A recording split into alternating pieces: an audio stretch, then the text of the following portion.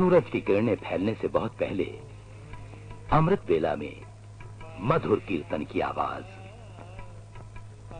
अमृतसर में श्री दरबार साहब का पावन वातावरण और गुरबानी का हर शब्द जैसे मानवीय आत्मा को संसार के रचनाकार परमात्मा से जोड़ रहा हो। श्री गुरु ग्रंथ साहब सिर्फ सिखों का ही नहीं, उन अनगिनत गैर सिखों का भी ग्रंथ है जो आध्यात्मिक सुख शांति और भाईचारे में यकीन रखते हैं।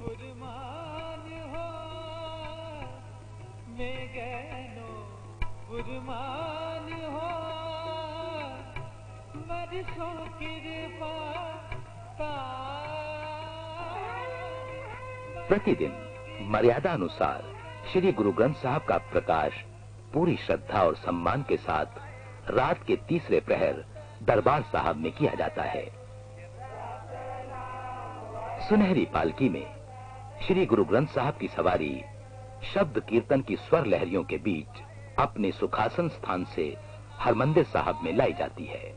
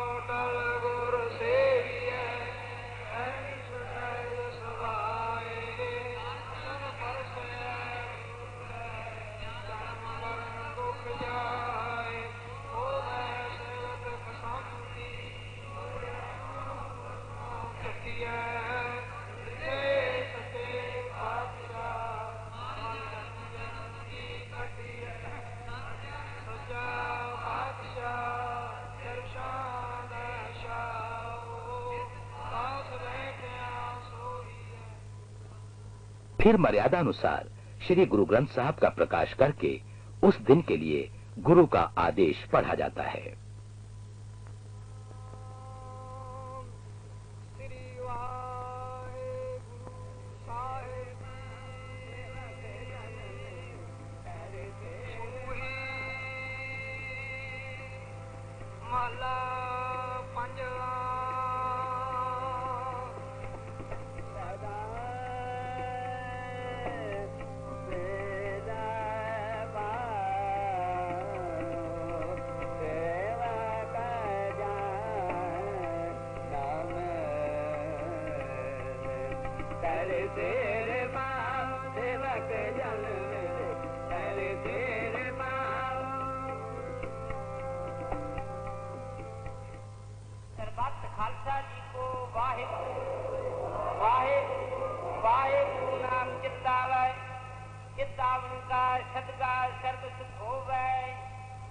दिन भर गुरबानी का कीर्तन होता है। फिर आधी रात से थोड़ा पहले श्री गुरु ग्रंथ साहब की समाप्ति की जाती है। अमृत बेला की तरह पूरे सत्कार के साथ सर पर उठाकर कुछ घंटों के लिए सुखासन स्थान पहुंचाया जाता है।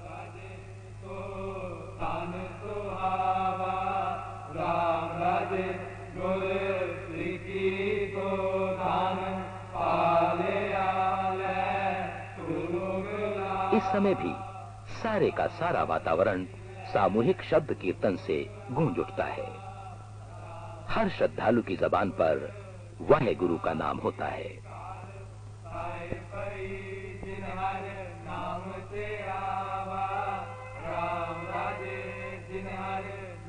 दरबार साहब में ग्रंथ साहब का पहला प्रकाश भादों सुदी 1 संवत 1661 यानी सन 1604 में हुआ और प्रारंभिक ग्रंथ छापे गए। जागे संत जना मेरे। बाबा बुड्ढा जी गुरु ग्रंथ साहब की ये अपील गुरु घर के प्यारे सिखों के लिए आध्यात्मिक शक्ति ग्रहण करने का एक स्रोत बन गई। दूर दूर से सिख गुरु ग्रंथ साहब के दर्शनों के लिए आने लगे। लगभग 2 साल बाद 10वें गुरु गोविंद सिंह ने गुरु अर्जन द्वारा जगाई गई आध्यात्मिक ज्योत को और प्रज्वलित करने के लिए दमदमा साहब में गुरुद्वारा लिखनसर में भाई मनी सिंह के हाथों गुरु ग्रंथ साहब को फिर से लिखवाया और इसमें 9वें गुरु तेग बहादुर की बानी भी शामिल की।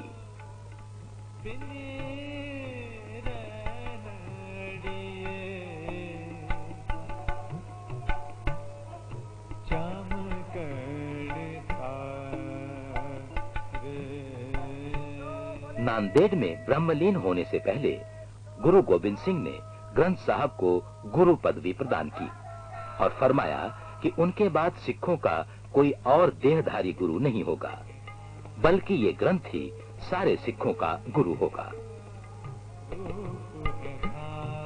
गुरु ग्रंथ साहब को जिस दिन ये गुरु पदवी मिली वो शुभ दिन था 8 अक्टूबर सन 1708।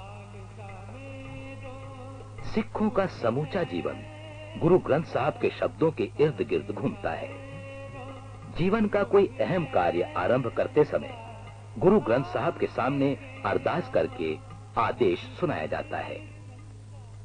सिखों के आनंद कारज यानी शादी गुरु मर्यादा अनुसार गुरु ग्रंथ साहब की उपस्थिति में 4 फेरे पूरे करके की जाती है। नवजन्मे सिख बच्चे का नामकरण गुरु ग्रंथ साहब की उपस्थिति में आदेश के पहले अक्षर से रखा जाता है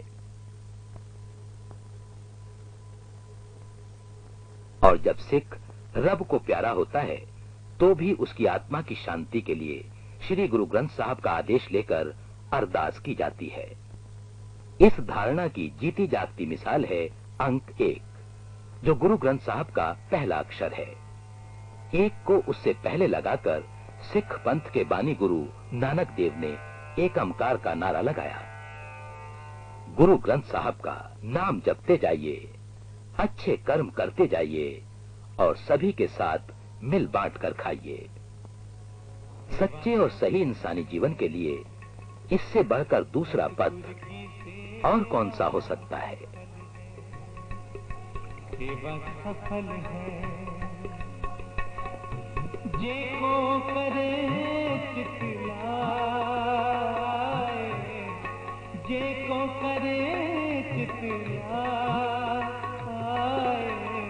सतगुरु की सेवा सफल है, सेवा सफल है।